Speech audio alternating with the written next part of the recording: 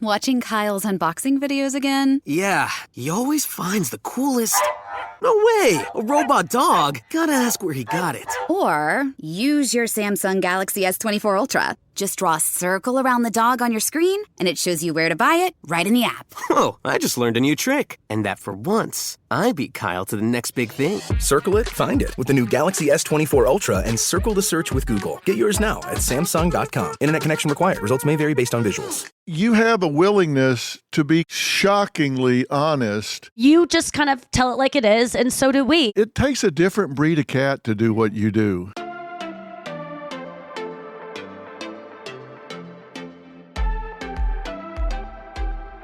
Hey, everybody, it's Dr. Phil. This is Fill in the Blanks, which you know, and I am really excited about today's guest for a lot of reasons, and I'll just start telling you about it. Nikki Glaser is my guest today. Let me tell you, this is one of the funniest female voices in comedy today, and you've probably seen her because she's been hitting the clubs for over a decade across the country. She's the host of 3 hit podcasts. She has been honing her shockingly honest, no-holds-barred style of comedy, and she has a brand new daily show, the Nikki Glaser Podcast, which launched in March of last year through iHeartMedia and Will Ferrell's Big Money Players Network. It is a daily companion podcast that is peppered with Nikki's sense of humor and honesty. And when I say honesty, you're going to get a taste of that here in just a few minutes. It helps to keep listeners sane, well-informed, and really laughing through life when sometimes you just need to have something that lifts you up. She's currently on her nationwide comedy tour, One Night with Nikki Glaser, and she has her own series on E!, Welcome Home Nikki Glaser, which will see her move out of Hollywood, kind of like everybody else, to return to where she grew up, which is St. Louis. It premieres May 1st on E! So make sure you check it out. Now, that's on E! And it's May 1st, and I wanted to get this done because I wanted to tell you about it. I have seen an episode, I've seen trailers, and I've had a chance to spend time with Nikki lately. And Nikki, how are you? I'm so good. It's so good to be here and to hear all of that from you. I've been a fan for a really long time, and it was so fun getting to meet you recently and really get to hang out on the Kelly Clarkson show. That's who brought us together, and I thank her for that. Yeah, we had fun, and you're currently doing a 40-city tour. How many have you done so far? Right now, well, it's been going since last year. We had stopped because I had to go film F-Boy Island season 2, which is on HBO Max. But I'm back at it, and I'm like, I do like 3 cities a weekend. So I think it's been 2 weeks. So it's we're probably 7 shows in. It's wild. I mean, it's just Thursday, Friday, Saturday, different city each night. Sometimes 2 shows, meet and greets in between. It's really fun though. Well, for some reason, some of my best friends are comedians. Steve Harvey, Ron White, Jeff Foxworthy. Yep. A lot of these guys are my best friends that I hang out with a lot. And it takes a different breed of cat to do what you do. Yes, it does. I like that. It makes sense to me, though, that why you're friends with comedians, because you just kind of tell it like it is, and so do we. And that's, I think, our kind of superpower.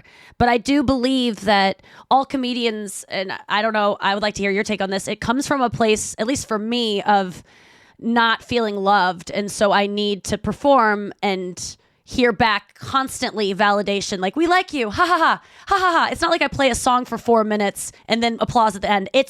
I need laughs and validation every 5 seconds. And so I think it came from a place, for me at least, of just wanting to be seen, wanting to be loved from strangers anywhere I could get it. And thank God for that, though. Thank God for my low self-esteem as a child. Well, let's talk about that, because I said when I was introducing this that there were a lot of reasons that I was really excited about doing this. And one is, I think you're a huge talent, and I think you do a great job on stage. But what I love about you is you have no filter. I kid you not, guys. What you see with Nikki is what you get. She has no edit button and is willing to be totally authentic. It's not like, hey, I'm Miss Glamorous Hollywood. We'll talk about your new show in a minute, Welcome Home, Nikki Glaser, but you have a willingness to be completely, shockingly honest about everything. But at the same time, you say, I'm like really insecure and need feedback every 5 seconds, but yet you have the courage to be totally, completely honest. To me, that's a contradiction.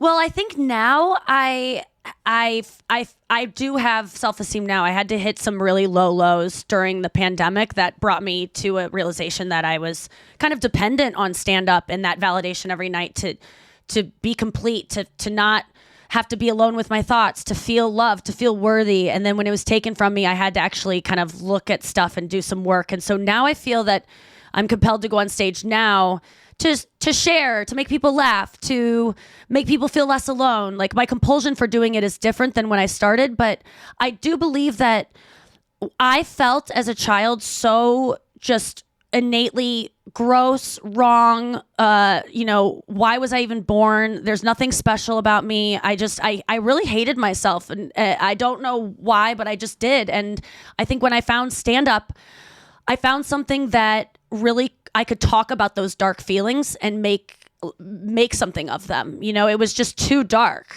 How did you do that, though? How did you go from feeling like, okay, I don't fit anywhere, I don't have a peer group, I don't fit in, I'm not what I want to be, to having the courage to get in front of an audience and tell your first joke, your first set, your first 2 minutes? Yeah. Well, to tell you the truth, I was about to die of anorexia. I had just, committed to kind of committing suicide in a really slow way that just took over my life. And I was at school and I was in college. I had convinced my parents I was well enough to leave and go off, and I was just going to die because I didn't know what to do. I had no willingness to be open to my life, to eating again, because I just didn't see what I was going to live for. I always wanted to be an actress. I wasn't good at acting. I didn't get into theater school. All the things I wanted to be didn't happen for me. I got really good at dieting, and which turned into something that I could not control any longer. And my life was hell, like starving all day and not knowing how to stop, everyone being mad at me. But when I went to college, I was so scary looking. I looked so terribly thin, and everyone was so worried about me. I had to create a person. I had to just make myself larger than life so that I could make friends. I didn't want anyone to be worried about me anymore, but I couldn't gain weight. So I'd wear baggy clothes, and I was just funny. I just laid into look over here, not here. And then I started hearing, you should be a comedian. And I was just desperate for anything. So I Googled female comedian. I saw some comedians that I just thought, oh my God, they're just being so honest. And I think my problem was I'd never been able to be really honest about the stuff I struggled with. And I thought maybe this is an outlet. And then I ended up being pretty good at it. And it was the first thing that I was like, oh, I have a knack for this. And so the first time I went on stage, I just made a decision. I got to figure out this eating disorder because I finally have something I want to live for. And so I started, I just sought treatment. And then, I got over anorexia, but then it just turned into many other eating disorders that were more manageable and less noticeable over the course of 20 years. So you just had symptom substitution. You just switched them for other things. Oh yeah. That's all I do, Dr. Phil. I quit drinking 10 years ago. Then I smoked pot. Then I quit smoking pot. Then I start getting in the food. I was bulimic. I've been, intermittent fasting, which I call adult anorexia. I've tried everything. And then I think when the pandemic hit, that's when I was like, you and then workaholism. I just was doing podcasts and sets every single night. I never was home alone. I was never alone. And when the comedy clubs were taken from me in March 2020, I got desperate. And that's when I really sought out recovery for my suicidal thoughts, my overall depression, and really my eating disorder that I had turned into this very manageable thing that I talked about openly, but really didn't get that honest about. And since then, the recovery of that has opened up this new honesty for me, because I think that I always thought I was a very honest person sharing about my sex life. I mean, that's kind of what I'm known for, is oh my God, she just talks so openly about her sex life. I I don't know. I think that's a rebellion because my parents didn't talk about sex. So that's me going, well, I'm going to get on stage and talk about it. And I was always very scared of sex. I talk about sex all the time in my act, but I didn't lose my virginity till I was 21. I didn't have a boyfriend till I was 24, and then didn't have a boyfriend that didn't have another girlfriend till I was 29. I mean, these are I talk about things that I'm scared of, and but now I actually feel like I can be completely honest now, which is almost scary because you always want something in your back pocket that you're holding on to be like, this is my truth. But I'm kind of I'm not, there's nothing shameful about my life anymore. And if there is, it's okay. Like I can handle letting people know. I'm Katie Maloney, I'm 37, a divorcee, and I'm out here falling in love every day with myself. And I'm Dana Cathan, 33, former needy mess, and delusional Leo, but I've never been happier. Never been happier. You know that. Good. The foundation of this podcast is for people who want to live their life unapologetically. It's a safe space for anyone who's going through a transition in their life or just dealing with the regular bullshit. It's a religion. We're not saying that we're looking to start a coven, but that might be why we started this podcast. But we're not saying that. Join our cult. Community. The coven. Religion. Okay, let's just stick with community. Listen to the podcast. Listen to the podcast. See, I always felt like I was pretty authentic. Now you're making me feel like a real chicken shit. It comes with your family being embarrassed on your behalf. It comes with partners not really wanting to be vulnerable with you because they don't want you to say stuff about them. I mean, I've had a lot of missteps of, I'm comfortable sharing my sex life, so why wouldn't the person I'm doing this with? I can't share my sex life unless I implicate them. Well, they don't want it to be implicated, so I'm still learning how to not tell everything because I just don't care what people know. Yeah, well, you got to change the names to protect the guilty. Is what you got to do. It sucks though when I my boyfriend now. I'm like, but what if we get married? I can't every time I talk about this guy I'm seeing, people are gonna be like, well, you're married. What are you talking about? So, I just have to get better I have to get creative, If you can't talk about a certain subject, you just got to talk about other things and I'll make do. Because I think I've really kept myself from intimate relationships because I'm like, I'm an artist. I need to share everything. And if you can't stand it, then get out. But it's just led me to that's just a defense mechanism to not get close to anyone more than anything. Well, what happened to you during the pandemic? The comedy clubs closed. You had to spend a lot of time with yourself. Did you really start spending too much time with yourself and things started creeping up on you? What happened? Yeah, I was living in New York and LA back and forth, so busy all the time. And I was getting ready to kind of maybe go to rehab or something because I was just exhausted. I was about to have a show on E, not the one I'm having now. The one I have now is a reality show. This was going to be a talk show. And it was coming out in May. I wasn't ready for it. It was 10 episodes. I didn't have enough time with my tour and my podcast and my radio show to even commit to making this show good. So I was so nervous about that. And I remember begging, please, can something just take me out of this? Like I wanted to collapse from exhaustion, but it wasn't happening. And then the pandemic hit and I was like, thank God I don't have to do that. But then I had nowhere to, I already knew I didn't want to be alone. I had my own apartment, but I just said, I'm just going to go hang out in St. Louis with my parents and stay at their place. What a great opportunity to just hang out with them. And that turned into 10 months. I just never wanted to leave because I was too scared of being alone. And also I had it made me realize like, this is when I could really use a husband or a partner or it is during a worldwide pandemic where I don't want to be alone and I want comfort. I want to touch someone. And I remember one morning was the day it dawned on me. I woke up and I looked in my bed. I had been binging all night in bed.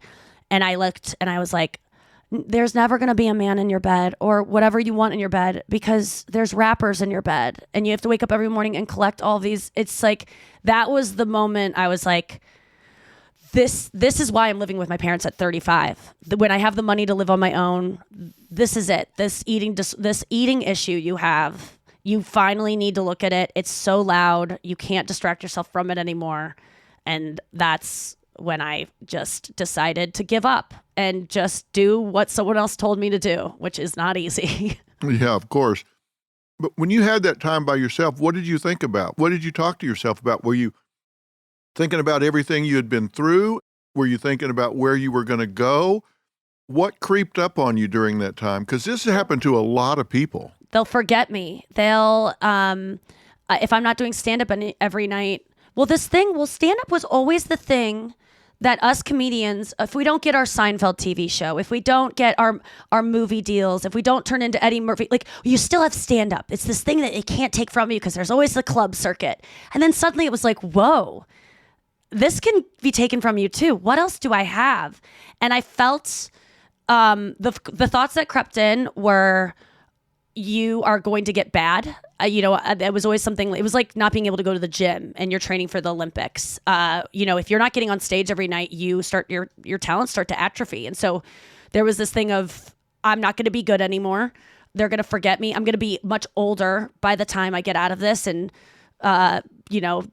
Hollywood isn't thrilled by women aging. And there was also, you fucking loser.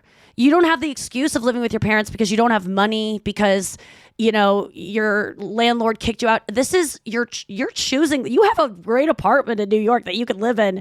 You're doing this because you're scared, just like you slept on your parents' floor until 8th grade because you were scared of nuclear war. Like, all of these fears started coming back of like, I'm still a child. What am I not looking into? And I just had to look at, I don't know. Those were the thoughts, and I was crying all the time, and just, I would appear on I was like on Bill Maher via Zoom. I was on Conan via Zoom, like in my parents' house. It was wild, and my parents are lovely, and I was so lucky that I even got to be with them. But I would sob and cry after these appearances. I would shut my laptop and just think like, you missed out. Like, you didn't do that one joke. That joke would have been hilarious. That one thing Conan said, you didn't tag it. Like, I would just be riddled with regret. And my parents were giving each other that look that I saw them give each other when I was 4 and throwing a tantrum in the car because my Barbie's hair wasn't perfect, of, she's crazy. And I was like, yeah, I'm losing it. So I just had to, I started praying. My parents are atheists. I was raised in a household where it's like, we don't believe in God. Praying isn't a thing. And I got down on my knees at one point because I just didn't know what to do. I had to ask. That's what, like, when you start praying, And I remember my mom walked in on me praying, and I swear to God, it was like worse than her walking in on me masturbating. Because to my parents, praying is like, what are you doing? You got so caught. I chased her out like, it's not what you thought, Mom. I was filleting a ghost. That's why I was bent down on my knees next to the bed. She's like, what are you talking about? So it was, I was just desperate. I just got to a bottom, That was what it was. You and I were talking the other day, and I said, I don't have the need to be loved by strangers. And you were saying, oh my God, really? Because I do. Yes. Do you have the need for people to know you're successful? Because you do a lot of things that people probably don't know. You're right, Dr. Phil. I do so much all the time, but I'm not like someone who brags about it or who posts about it. Like, I sometimes look at my life and I'm like, God, you did so much stuff this week, so many cool TV things, met so many people. Why aren't you posting about this to share it?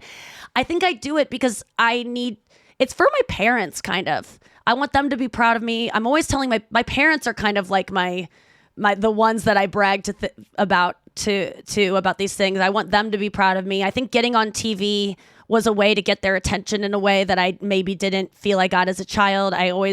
My mom watched TV a lot, so I was like, okay, I'll just get up there to get you to like care about what's going on in my life like you do the housewives. So I think that was a reason for it. How did you get your first TV thing? I auditioned for Last Comic Standing when I was a senior in college. I had been doing stand-up comedy for 4 years. I first went on stage my freshman year, and then I just started going to comedy clubs and doing open mics and just really became obsessed with it and thought, this is what I'm going to do. And then my friends, Last Comic Standing, that show on NBC, was auditioning in Chicago. I was going to school in Kansas, and me and a bunch of 30-something-year-old male comics rented a van and drove to Chicago, waited out in the snow, and I went on. I knew that I was bad and shouldn't be competing on Last Comic Standing. Like, I knew I was 2 or 3 years in. Like, I always knew my place. I was never like, give me a chance. I knew it was gonna. I told my dad, I need financial support for 7 years. Give me 7 years, and then you can take it away. But like, if you can, because you can't get good in 3 years. But I auditioned, and all I wanted to hear was them being like, "You're young, but you have promise," which is what they said. But then I was walking off the stage. I don't know who this girl was. I was walking off the stage, and one of the judges said to the other, "I really liked her." And then the other one goes, "I mean, I could be convinced." And I heard that. I ran back up the stage, and I said, "Do you want to hear another joke?" And they were like, "Okay." And then I told another joke, and they go, "Okay, Nikki, we'll see you tonight." So I went to the competition in Chicago, and then from there I got asked to go to LA and be on Last Comic Standing semifinals, and that was my first like TV thing. Were your parents proud? Oh my God, yes. They're proud of everything. I mean, they're proud. The biggest thing now is I'm talking to Dr. Phil. I'm on his podcast, and I got to hang out with him at the Kelly Clarkson show. They celebrate all of my little wins, and they're always so excited about, I'm on TV all the time because I just do stuff all the time, and they get so mad when they're like, "You didn't tell us you were going to be on this tonight." And I just forget sometimes, but I did have that realization recently of like, what's going to be my reason for doing stuff when they're gone? Because it still is that like, "Look at this thing I drew, put it on the refrigerator." I recently told my boyfriend, I go, "You got to start like watching everything I do and telling me how beautiful and talented I am," because that's really a reason I do this, is for my loved ones to to celebrate me. Well, that's not unhealthy, though. The fact that the people in our lives that we want them to be proud of us is not unhealthy. Yeah. Okay, good. You don't think it is, do you? No, I just feel like, there's a part of me that thinks, if I didn't have that going on, I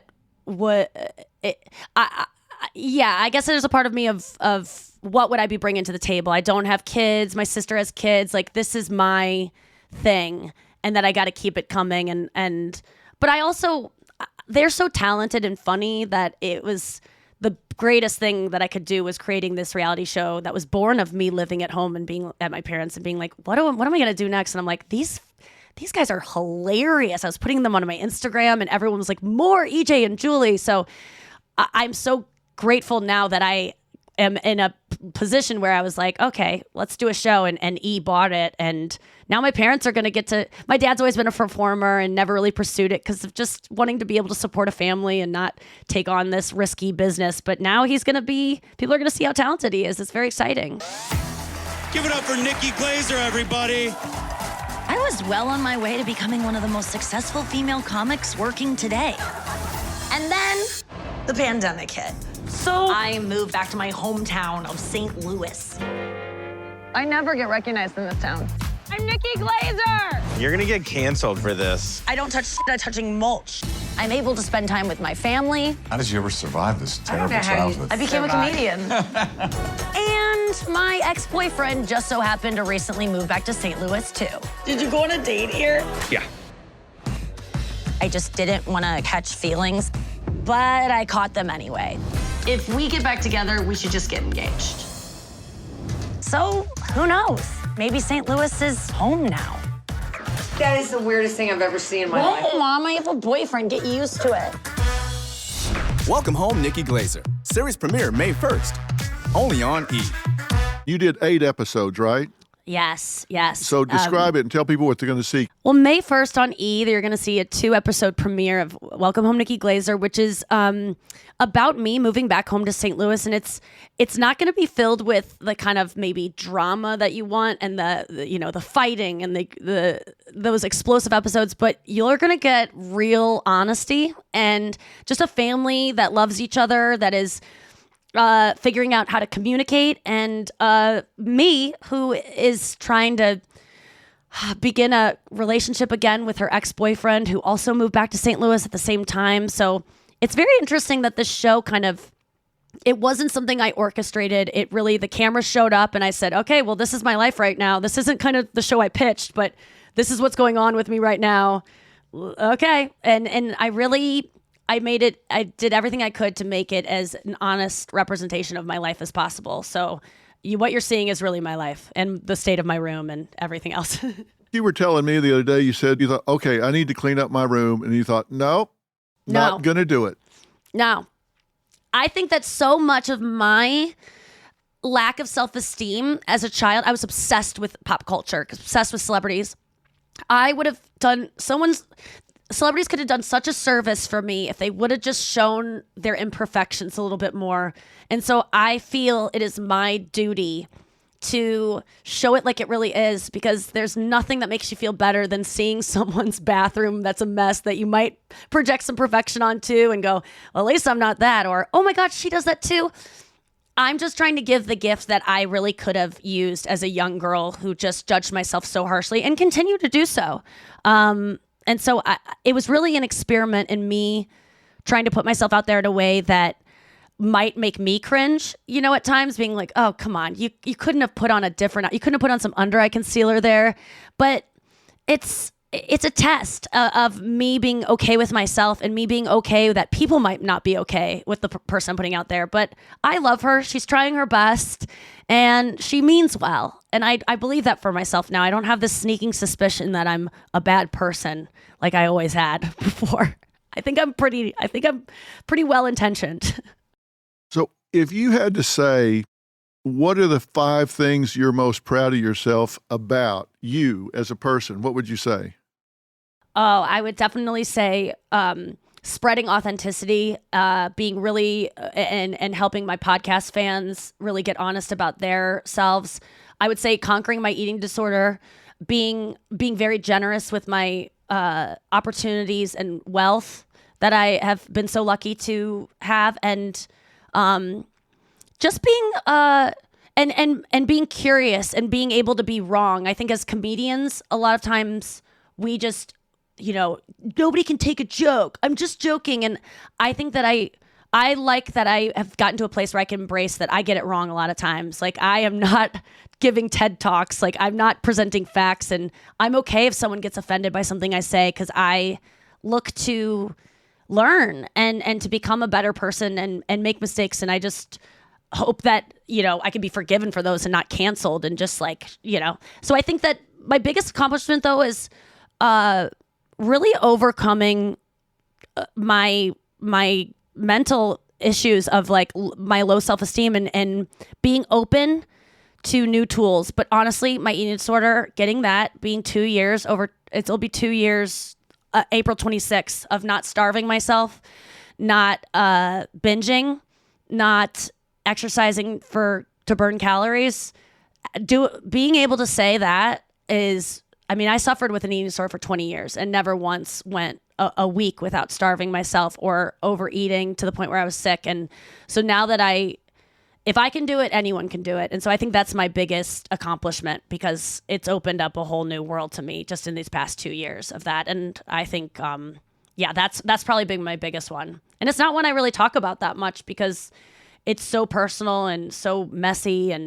But I like to say that because I always thought when I would hear people talk about recovering from eating stuff, like, no, theirs is recoverable. Mine's not. I'm special. And I'm telling you, if anyone out there is struggling with any kind of eating issues, you can recover, because you are special, but you're not special. You're not uniquely terminal, you're the one that's not going to get cured. It's possible. I get asked sometimes when people watch what I do, they say, do you really think problems are as simple as you make them out to be? I don't think problems are simple at all. I think problems are complex. I think they're multi-sided and multi-layered, but I think the solutions are often simple.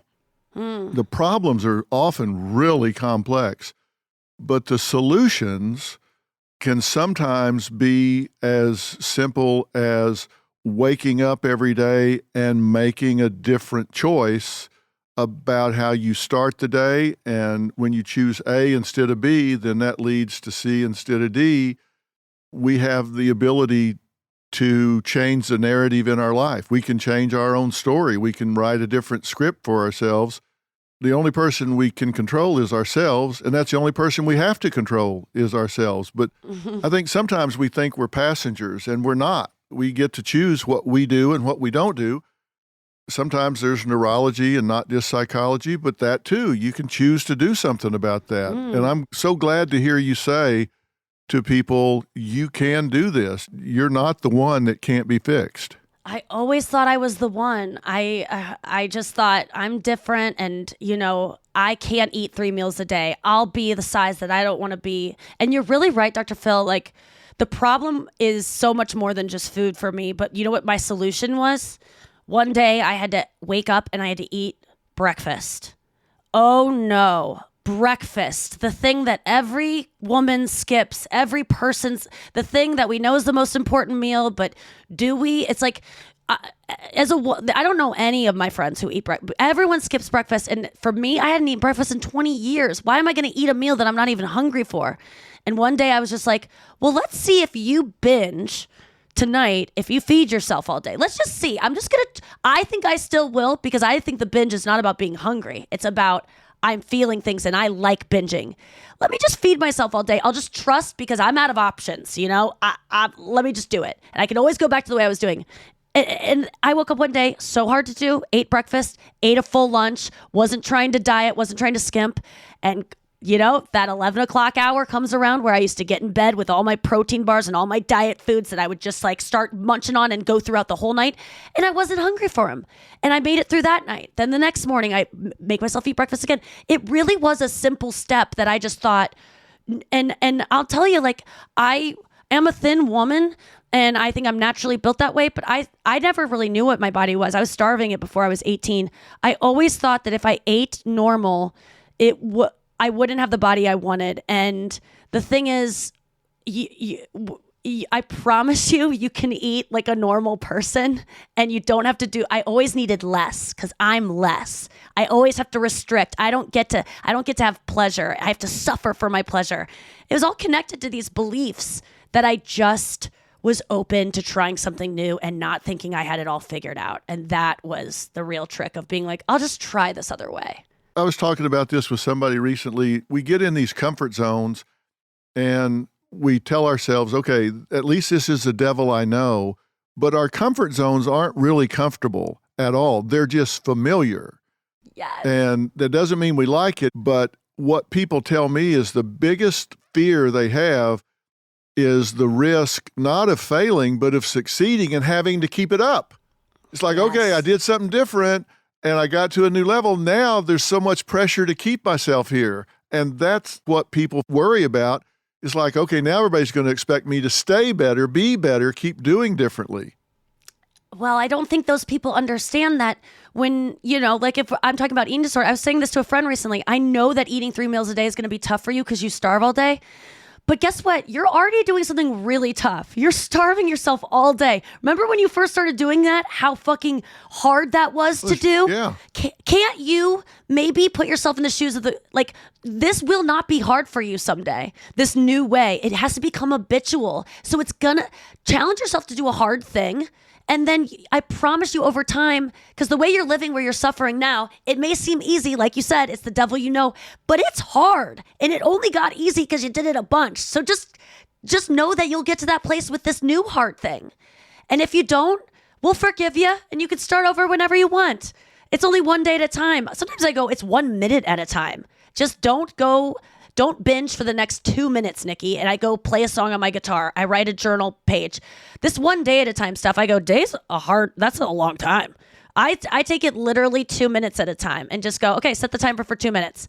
If you don't want to go back to that bag of chips for 2 minutes, you can go back after 2 minutes if you still want to. And then I start doing something else. And then sometimes I don't want to. And sometimes I do. And I go back and at least I gave myself that time. Do you think you're ever totally relaxed? No. Even massages, I don't get massages because if I do get totally relaxed afterwards, I feel like they are like, okay, get out of here. And I feel like, well, aren't we going to talk and cuddle? Like, I just feel if I let myself totally relax, there's always an ending and I fear the ending. I'm a pleasure delayer, Dr. Phil. When I was a kid, Christmas presents, I wouldn't want to open them. I would want to be the last to open them. If orgasms I push off, food, I always want to be the last to get my food. I start getting depressed on the first day of vacations because I know that the end is now coming. Like, I love the buildup. So for me, relaxation means, okay, now that it's starting, this can't last forever. Already start fearing the end. But you can do it again. You can relax 10 minutes at 8 o'clock in the morning, and then 10 minutes again at noon, and then 10 minutes again at 5. It's a good reminder. You can do this on a regular basis, and it lasts for hours. It's a good reminder. And I have to remind myself of that with food too, because I always go, oh, this meal's almost over. And I go, you'll be hungry again in 4 to 7 hours, girl. Like, it's going to happen. And sometimes you forget that there'll be another chance. I guess it's just, I don't like to reward myself unless there's pain first, unless I earned it. And I think one thing I'm trying really hard to do now is just, I deserve good things just because I exist, not because I suffered first. Just because I don't have to always suffer. But there's something in me that feels like I can't have good things unless I can't have dessert unless I worked out. Like, it's really hard for me to not have this, punishment afterwards or before something good. Well, I have to think about this. You said pleasure delayer. Yeah. I don't want it to come because it means it's going to end. Christmas Eve is the best. Christmas Day sucks because you're like, oh, I got to go back to school in 5 days. Christmas Eve, though, it's like anything could happen. But Christmas Day, I would always be very depressed for some reason. Christmas Eve is still the best. The day before my birthday sucks because it's like, oh, tomorrow it's not my birthday. But May 31st, it's tomorrow. What is that? But it's renewable. See, you can replace it. Sam Jackson talks about the day he starts working on a movie, he realizes he's working himself out of a job. He tells his agent, when I start working on a movie, you better have 2 lined up for me the day I start on this one. So I don't ever have to worry that I'm working myself out of a job because I just know I'm getting to the next one instead of working myself out of this one. Reward is renewable. And I look at all the stuff that you've done. Oh, my God, you've always got something else that you move on to. You don't ever stop. No. I remember seeing Joan Rivers say, like, I say yes to everything. And I mean, it killed her in the end. Like, she just was exhausted. But I think there's something in me also that knows that I became successful because I worked so hard. I didn't come out of the womb making people laugh. I think humor was something that I had a knack for, but I wasn't an expert at when I first started. Obviously, it just takes, I'm a big believer in practice, and the more you put in, the more you get out. So every time I say no, I go, oh, someone else is saying yes, and they're going to get better than me, and then I'm going to be forgotten, and then I'm not going to be able to afford to take care of my parents if they get some disease. Like, I just start spiraling with what that could, like, I'm failing if I say no. It's hard for you to let something go by, to turn something down. Oh, yes. Yes, it is. I've gotten better at saying no, but it is always a struggle. And I always feel like, that person's going to be mad at me. They're not going to ask me the next time, or, that's why you're doing my podcast. That's what you're telling me. No. This is a labor of love. This is, I would have not done this had I not been in the right state of mind to do it. Because I'm getting better about knowing that sometimes I show up to things and I'm too tired. I'm not going to be good. I'm burnt out, and that's it'd be better if I didn't do it. But there's always that voice in my head that says, what if the one viewer that makes E give me a second season is the one woman who is listening to me on Dr. Phil and said, I'm going to support this lady. And so what if I didn't do his podcast and then I missed that one voice? And this isn't just your podcast. This is everything of, like, I might miss that one person who might either change my life or I'll change their life by saying something they needed to hear. And yeah, there's just always the what ifs. Yeah, but you can't do every pie supper in America. I mean, everybody says, hey, I got 6 ladies coming over tonight. Can you come over? Because I've gotten those invitations that, hey, can you come speak? Look, you could stay at our house, and then you can speak tomorrow from 2 to 5. It includes dinner. They don't really get the fact that I kill for 15 minutes of downtime, and I'm sorry I can't drive to Omaha and stay at your house and speak for 3 hours tomorrow. I wish I could, but I can't. And also hang out and have dinner. Well, how do you do that, Dr. Phil? Because obviously you had a phase in your career where all of a sudden you went from being a guy who was probably trying to get his message out, trying to be seen. All of a sudden, everyone wants you. You go from being someone who has to say yes to everything to someone who's getting every opportunity. You can't say yes to everything. Was there ever points where you had burnout and said, I'm doing too much? And what did you do with that? I hit different phases. There was a time when I was in private practice, and I told Robin, if I ever get to the point where I really don't have a passion for this, because I think there's different kinds of currency, and I think you got to really pay attention to what your currency is. Like if you do things for money, which is not bad, but there's financial currency, there's social currency, there's spiritual currency, there's emotional currency, there's social currency, there's all kinds of currency. And I said, if I ever get to where I'm doing this and I'm not passionate about it, I will walk away. One Christmas, we were on break and we went down to the office and I opened up the book for January and I started thumbing through it, and there wasn't a 15-minute window for like 6 months. And I'm like, oh my God. And that should be great news, right? It looked like 6 months of root canals. And oh God. I said, this is that day. I got to do it. And I quit. I stopped. Then I was in a completely different profession in litigation consulting. And I got to that day after about 15 years where I said, I just don't want to do this anymore. When I get to that day where I'm not excited every day I wake up, then I don't do it anymore. I go and do something else. And if I'm not passionate about it, I can't do it. Yeah. I don't have to do it, so I don't. And I'm really still passionate about what I'm doing now. And if I get to that point, I won't do it.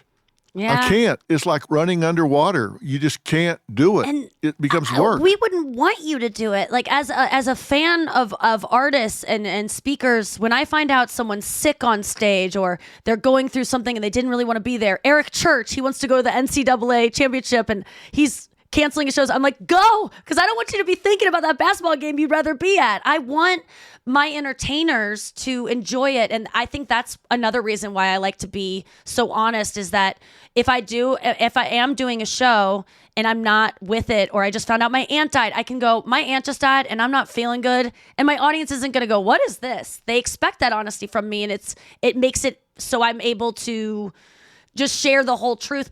And it's also why I bring my best friends out on the road, because I know that the company I keep is really going to keep me in the kind of the I have to enjoy it. I have to enjoy this work. And like you said, I'm lucky enough to be in a financial position where I get to make things that are, I can switch it up if I want to. Yeah. Let me tell you, my viewers, if I do a show that I don't really want to do. Yeah.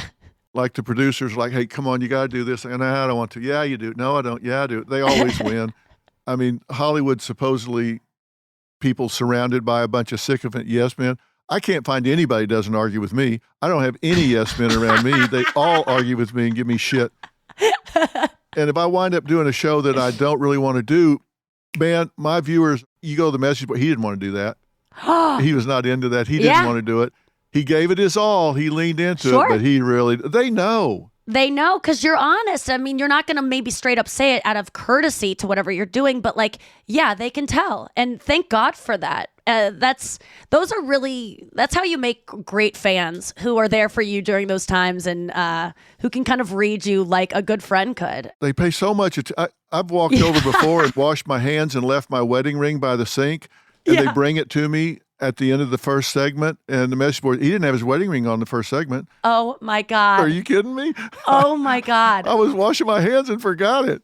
That is so funny. Yeah, they know you, and it does feel good. Sometimes, they get it wrong and you feel totally that's another struggle, is just like people's opinions of you if they don't like you and how vocal they can be. And I've just done I haven't read a YouTube comment about myself since 2010. That's good. I really am good about it, because I don't have TikTok on my phone. I know when things are like, this ain't good for me. Yeah. And I remove it. It's only going to bring me, a lot of pain. I've read some mean tweets on Jimmy Kimmel where he said, oh, read God, mean tweets. I don't even like watching you guys do that because I go, this is going to ruin his day. No, it doesn't. I love one that said, why don't you shut up, you bald-headed hillbilly? Sometimes they just cut so hard. I had one that said, I would rather have Dr. Pepper operate on my than take advice from Dr. Phil. Sometimes they're pretty. I mean, somebody's writing for that guy. I don't know. Yes, yes. Sometimes these guys, I'm like, wait, can you write for me? I know. Some of these trolls really nail it. And sometimes they know you so well. They can find out your character. Like I've had a couple, on my podcast, I do it every day. It's called the Nikki Glaser Podcast. I do it in my apartment. It's with my best friend, Andrew, who was my roommate for a while. I can be a grumpy kind of, bitch some days. And I'm faced with my fans going, you weren't very nice to Andrew today. And I go, you're right. Like I've had to see some sides of myself that are painful to see, but it's made me a better person. I just really try to keep it as real as I can. I don't wear hair extensions. I went through a period during COVID where my hair was falling out and I was going insane comparing myself to girls on TV. And then I realized I do TV. I know the tricks. Everyone wears hair extensions. Dr. Phil's got some in right now. God, I wish. Yeah. It just was like, and so I go, you know what? I'm not wearing them ever again because I want to first of all, I just want to be okay with but then I also wear fake eyelashes and I spray tan myself. So it's all an illusion, but I'm honest about that stuff. I'm honest if I have fillers and I have, Botox because I'm tired of thinking that J-Lo just used a topical cream that I could get on the shelf at, it's Estee Lauder. It's like, no, these people are not telling you the whole truth. Stop comparing yourself to them. Yeah, there's a lot more goes into that than meets the eye. Mm-hmm. So if you hadn't done this, if you had never gotten on stage, never gotten on television, what do you think you'd be doing in your life? Therapist. Psychiatrist, something to do with helping people, listening to people. I really am into psychiatry and why we and social, just anthropology, just why we do the things we do. And I think it would have led me to that. I think I would have started as a teacher and realized that is not cut out for me. That's sometimes such a thankless job, and I love my sister's a teacher, and I don't know how they do it. But I think I probably would have gotten into I sometimes think about going back for my master's just so I can have some sort of, because the more my stand-up becomes more and more about self-helpy and kind of, I don't want to always just make fun of everything and make fun of myself. I want people to leave shows laughing, but also being like, oh, I kind of have a solution for that thing that I struggle with, because she made it funny, but also she offered me a tool. And I'd like to have some credentials to back that up when I get on my soapbox a little too much. But you can make people think. Many a truth is spoken in jest. There's a lot of truth in humor, and you can make people go home and really think with some of the stuff you say. Yes. Particularly with your authentic kind of humor. Thank you. I mean, you really can make people think. You can give people a little cheat sheet for life. Thank you. I'm trying. It would have, just doing what would have really helped me at certain stages in my life, motivated by just wanting people to be less depressed and anxious and all of those things that I just know are just such awful places to be, and you feel so just like you'll never get out of them. And I've been there, and I feel like that's like my duty, and also to make it funny. And so that's adds an extra layer of difficulty to it. But comedy is always my first thing. I'd said to somebody not long ago that when I was in private practice, I was the worst marital therapist you've ever seen in your life, because I had no patience for them. I mean, they would come in and I would listen to them talk, and I said, my God, I've known you people for 5 minutes. I can't stand either one of you. You deserve each other. And it's like, I can sit here and listen to you for 6 months, or I can just tell you right now, you're an asshole and you're insufferable. I love that. So people would say, God, you're so straight with these people, you'll never build a practice. And that's not true. I did, because people wanted to know. They wanted to have somebody tell them the truth.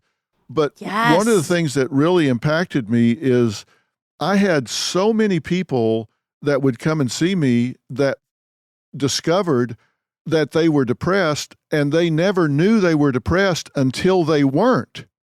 They had spent their whole life being depressed, and they never knew they were depressed until they were no longer depressed. They just thought that's how people lived. It's just fish in water. You don't know. And a lot of times people in relationships, they don't know until they see inside someone else's relationship, like, oh, wait, that, when you're a kid and you think every home is like your home, and you go visit your friends and you're like, wait, their parents like talk to each other and love each other. Like, what is the, like, that's so interesting. I think that I'm interested in the couple. I just started going to couples counseling with my ex-boyfriend. Before we decided to get back together, I said, I want to go to couples. We never did it before. He's never really been to therapy, was not really open to it. And I said, I can't be with you unless we go, because we keep getting in these same patterns. And he goes, we're going to go to couples therapy before we're a couple. And I'm like, yes. And he's like, doesn't that mean we're just broken? And I go, no. And I'd use the best analogy to get him into therapy ever. I go, okay, well, so you think we should just know what to do automatically, and if we were meant to be, it would just be natural. And he's like, yeah, kind of. I go, well, then why do you go to a trainer? There's weights and you have muscles. Just do it. Just like, why don't you just do it? And he was like, God, you're good. He goes, fine, I'll go. Like that. He goes, I can't argue with that. Like, I go, we're going to see someone who might have tools that we never thought about. Oh, straighten your back, stick your butt out when you do a lunge. Like, there are things that are just, that we didn't go to school for. And man, is it the greatest thing that ever happened to us. And we don't go all the time. We just go when we need a tune up. Yeah. And it's the only reason we can be together. I'm so grateful for it. Yeah. Sometimes it's just getting a different perspective too. Having somebody say, hey, did you think about this? Did you think about that? Because it's not what happens in a relationship that gets people upset. It's violating your expectation of what's supposed to happen in a relationship. That's what gets you upset. Oh, God, that's so good. Expectations being, future resentments. Yeah. And letting go of those. And really, for me, it was just empathy. I mean, I was having sympathy for how he felt, and he would repeat his experience so much. And I go, I know that's how you felt. And he goes, you don't know. Really, imagine you're me, the man who's dating a girl, you. And I'm like, okay, now when I'm you, that does feel shitty. And you're right. But when I was you, but I was still me, and I was just on the other side of the room, but I was still me, I was still right. Empathy is something I really was not taught and didn't have expressed to me growing up in kind of a little bit of an alcoholic home. It's just something that you don't know, that you're not getting, and that you think you have, but it's quite different than what I thought I was doing. It's very different. Yeah, there's so much that goes on that's not obvious. It's not commonsensical. I do a lot of work with law enforcement, and I was just doing some work with some national law enforcement, and I was thinking about negotiation when you're doing like hostage negotiations. People don't realize this, but you're never going to get somebody that's holding hostages for any reason to give up their hostages until they believe that you understand why they took those hostages to begin with. It doesn't matter. You're not going to get them to see your point of view until they understand that you get why they did it. They'll never give them up, not one time in 50 years, until they believe you understand why they did it to begin with. You're so right. Because when I'm anytime, let's say the hostages in this situation are my boyfriend apologizing to me or us making up is like the hostages being freed, I will never get that resolution to an argument unless I repeat back to him exactly how he felt, honor it, make him feel completely understood that I get what that felt like to him. And as soon as I do, everything resolved. The hostages get released. Yep. That is the ticket. That's so interesting. Yeah. And if her husband's cheated on her, she will never forgive him until she hears him tell her, I know how that made you feel. And this is how that made you feel. Until she hears that, till she knows he gets it, she'll never forgive him. Oh, what a shortcut. What a complicated thing to do, to be able to reiterate to someone their feelings in a way that feels substantial enough. But that truly is it. That is the secret to any conflict resolution. That's why I say I don't think problems are simple at all. Infidelity is complex. Why did you do it? What was your motive? What was wrong? But the solutions to healing some of these things can be very, very simple. It's really giving words to your empathy. You just got to know. And sometimes if you don't go get help, you can't figure that out. You're too close to it. And you just got to be open to the idea that you might be wrong. Yeah. You can always, that's the thing that I really had to, you can't let any of this in until you go, you shouldn't go to therapy if you're like, I just can't wait for her to tell him how he's fucking up. Because I know I'm right. I've been that girl before who thinks I'm doing everything right. You got to be open that you might have something to do with this. Yeah, maybe. You can always find anything you can always find what you could have done slightly differently. And that also I found is such a good tool to walk into an argument where you know you're right, to start out saying, here's what I could have done differently. And it opens that person just, that's another difficult thing, is finding the one little thing, even though you were the one that was wronged.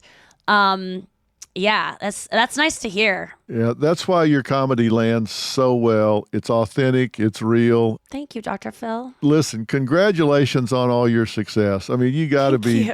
Really, you got to be proud of the stuff that you got cooking. You got more stuff going on. And I want to remind everybody that you do have a daily podcast, the Nikki Glaser Podcast. I want everybody to know about that. Mm-hmm. You're on a nationwide comedy tour right now, One Night with Nikki Glaser.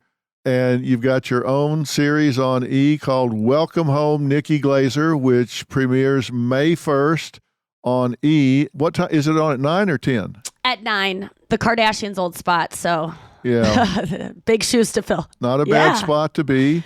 No. And so that's May 1st at 9 o'clock. So, I mean, you got more stuff going than you can shake a stick at. So I know. I'm busy. Congratulations on all of your success. Thank you. I'm going to put all of this stuff on the website so everybody can find it. And if she's coming through your town, go see her. You will laugh till it hurts, and you'll learn something while you're doing it, even by mistake. Thank you so much, Dr. Phil. And I also implore anyone who wants to go to a show alone. A lot of times people don't go to comedy shows, concerts, because they can't find someone to go with them and they're too embarrassed. If you go to my show alone and have the bravery to do that and be cool enough to be like, I want to go, I will, if you write me on Instagram and write Going Alone in all caps and tell me what show and your name, I will give you a free meet and greet, which is usually like $50 to $100, because you had the bravery to like not need a friend. And so I want to extend that to people, because I think it's very cool to go to things alone. Oh, that's really cool. I'm glad you're doing that. And I bet you people take you up on that. They do, because people are scared to go alone. You got to incentivize it. And then once they do, I think they're eager to go do more things alone, because it sucks when you bring a friend to a show that you got to talk into, and then the whole time you're worried about them having fun. Like, just go alone and just make a friend, make another friend that's alone. You both like the same thing, it's a good place to meet people. So, yeah, and they're there with you. Yeah, I'll be your friend. You'll meet me after the show and I'll give you a hug and we can take a picture, and I will sincerely be your friend. Yeah, and she will. I'm telling you. I know her. She will. So, Nikki, thanks for doing this. Thank you, Dr. Phil. I appreciate you so much. All right, I'll see you soon. Okay, see you soon. Okay, bye, bye-bye. Dr. Phil.